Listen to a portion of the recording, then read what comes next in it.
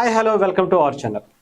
Mirai cinema నిజంగా ఈ cinema చిన్నదనే చాలామంది అనుకున్నారు, కానీ రిలీజ్ అయిన తర్వాత తెలిసింది ఈ సినిమా స్థాయి ఏంటో, ఈ సినిమా ఏ స్థానంలోకి వెళుతుందో ఊహించడం కూడా ఎవరికి అర్థం కాలేదు.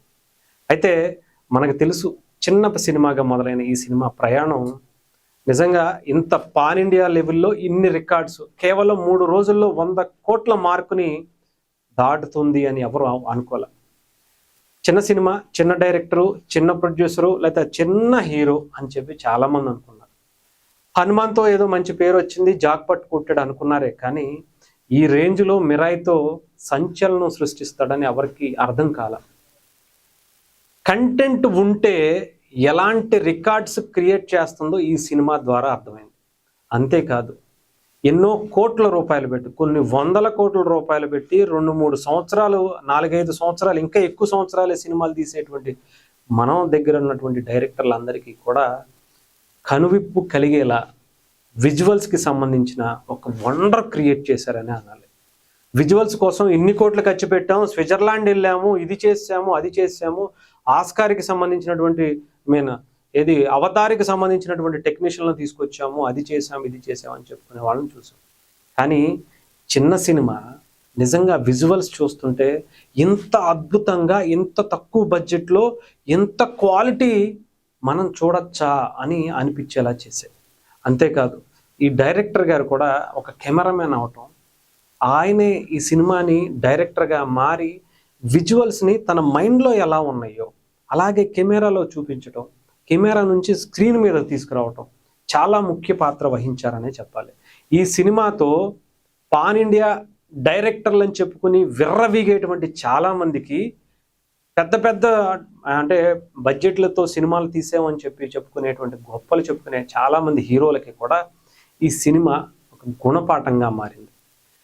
చాలామంది తక్కువ అంచనా వేశారు, ఏం చేస్తాడులే అనుకున్నారు, ఏం చేస్తాడో ఈసారి చేసి చూపించాడనే అనాలి. హనుమంతుడిని తను చాలా తక్కువ అంచనా వేసుకుంటాడట. అలాగే హనుమంతుడు ఏం చేస్తాడు అని చెప్పి రావణాసురుడు కూడా తక్కువే అనుకున్నాడు. కానీ వదిలేస్తే ఏం చేశాడు, లంకనే మొత్తం తగలబెట్టి వచ్చేసాడు. అలాగా ఈసారి ఆ హనుమంతుడి సినిమా తీసినటువంటి హనుమాన్ హీరోగా తేజ సజ్జా మిరాయ్తో మిరాకిలే చేశాడు.